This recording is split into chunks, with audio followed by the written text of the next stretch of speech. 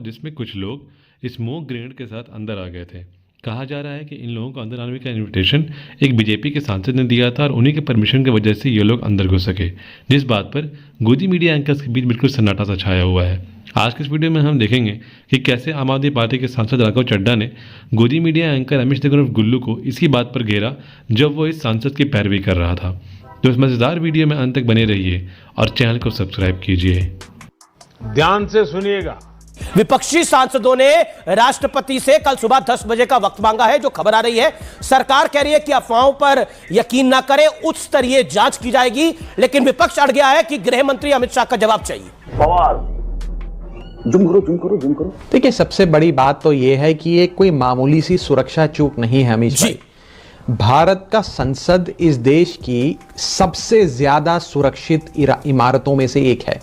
वो एक ऐसा चेंबर है जिसमें देश के प्रधानमंत्री, देश के गृह मंत्री, देश के उपराष्ट्रपति, लीडर ऑफ ऑपोजिशन और तमाम चुने हुए सांसद बैठते हैं जी। दूसरी चीज, हाई इंटेलिजेंस इनपुट्स सरकार के पास थे कि क्योंकि ये 22वीं बरसी है जो संसद भवन पे आतंकी हमला हुआ था तो उसके चलते सिक्योरिटी अपनी चरम पर थी। लेकिन फिर भी एक शख्स 3 लेयर ऑफ सिक्योरिटी को पास कर भाजपा के एक सांसद के हस्ताक्षर लेकर उसकी सहमति से उसके द्वारा फैसिलिटेटेड पास पे दर्शक दीर्घा में आ जाता है और वहां से हमारी लोकतंत्र के मंदिर जिसे हम कहते हैं टेंपल ऑफ डेमोक्रेसी, उस पे हमला करता है। कोई मामूली चूक नहीं है, ये लोकतंत्र पे प्रहार है। हे भगवान, ये क्या हो रहा है? इसीलिए हम सबकी ये मांग है कि इस सुरक्षा की, सदन की जो जिम्मेदारी जिसकी है, वो शख्स अपना बयान दे, जांच रिपोर्ट सबके सामने रखी जाए और हर पहलू पे जांच हो। जांच इस पहलू पे भी हो कि उस इंट्रूडर की मंशा क्या थी, जिस मंशा से वो सदन के भीतर आया, वो कूदा और उसने एक बहुत बड़ा हमला भारत की संसद भवन पे किया। और जांच इस बात पर भी हो कि वो भाजपा के सांसद ने कैसे हस्ताक्षर कर दिए, क्या वो भी षड्यंत्र का हिस्सा थे? उनकी भी जांच होनी चाहिए। उनके खिलाफ भी मेंबर ऑफ पार्लियामेंट है विजिटर, क्योंकि देश के सदन को हर देश का आम नागरिक, कॉमन मैन देखना चाहता है, आम आदमी देखना चाहता है और इसलिए देखना चाहता है कि उसे पता लगे कि देश का सदन कैसे चलता है, कैसे काम होता है, कैसे व्यवस्थाएं की जाती है।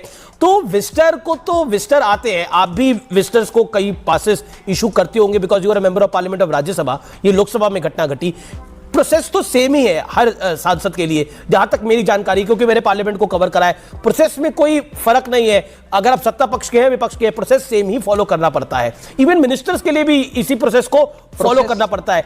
क्या आपको लगता है कि ये सिक्योरिटी लैप्स है, मेंबर ऑफ पार्लियामेंट का उतना दोष नहीं होना चाहिए इसके अंदर, क्योंकि वो तो बुला रहा है? देख रहा है विनोद, अंग्रेजी बोल के कैसे बात को घुमाया जाता है। प्रोसेस की तो बात ही नहीं है। प्रोसेस के बारे में तो ना मैंने कहा, ना मुझे लगता और किसी ने कहा होगा।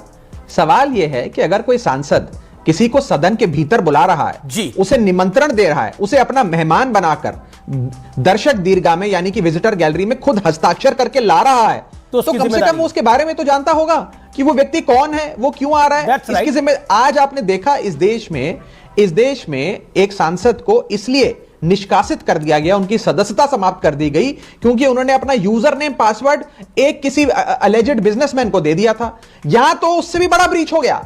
यहां आपके हस्ताक्षर लेकर कोई शख्स दर्शक दीर्घा में आया और उसने सदन पे हमला कर दिया और भगवान का शुक्र है कि उसके हाथ में कोई ऐसा बम या कोई ऐसा औजार नहीं था जिससे जानमाल का नुकसान हुआ। कम से कम इसकी तो परमात्मा से हम प्रार्थना करते हैं कि कभी वो दिन ऐसा ना आए। तो कम से कम उस सांसद की जांच तो हो। लेकिन हमारा अभी तो लोग कुछ ये भी कह रहे हैं, लोगों का तो ये भी कहना है कि यदि कोई विपक्ष का सांसद होता तो अभी तो उस पे एनएसए की धारा लग गई होती, एफआईआर हो गई होती, वो पुलिस कस्टडी में होता। Yes you are right. तो कहने के लिए तो बहुत लोग कई बातें कहेंगे, लेकिन हमें मोटे मोटे तौर पर जांच के सारे एंगल्स देखने पड़ेंगे।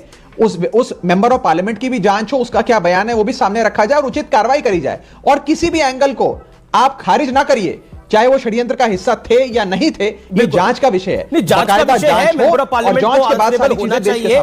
मैंने तो प्रोसेस की बात करी और जहां तक आपने महुआ मोइत्रा का जिक्र किया, मैं उस विषय पर यह कहना चाहता हूं, देखिए वो विषय कुछ और था, ये विषय कुछ और है। अच्छा, देखिए मैं आपको एक बड़ी सरल सी बात समझाना चाहूंगा अमीश भाई। इसमें दोष कहां आता है? आप एक बड़े चैनल के एक बड़े संपादक हैं, एक बड़ा शो करते हैं, देश विदेश में आपका बड़ा नाम है।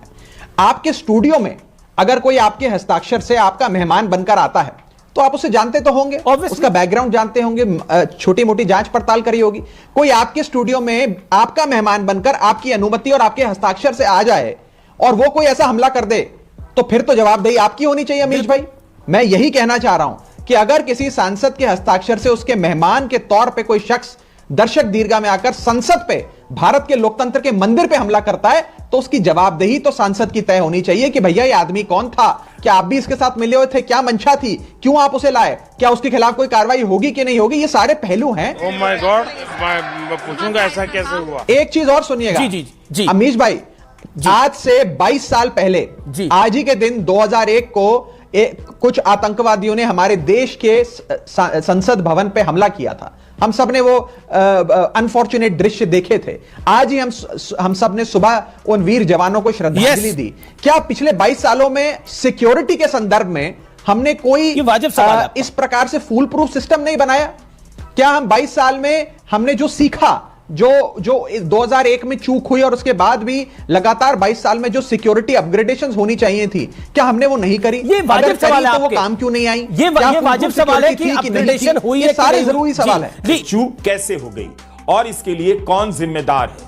आपको देखना यह है कि मीडिया में कौन सा सवाल बड़ा किया जाता है। संसद में घुसने वाले कौन थे, यह सवाल तो बड़ा होना ही चाहिए, लेकिन क्या गोदी मीडिया पूछेगा कि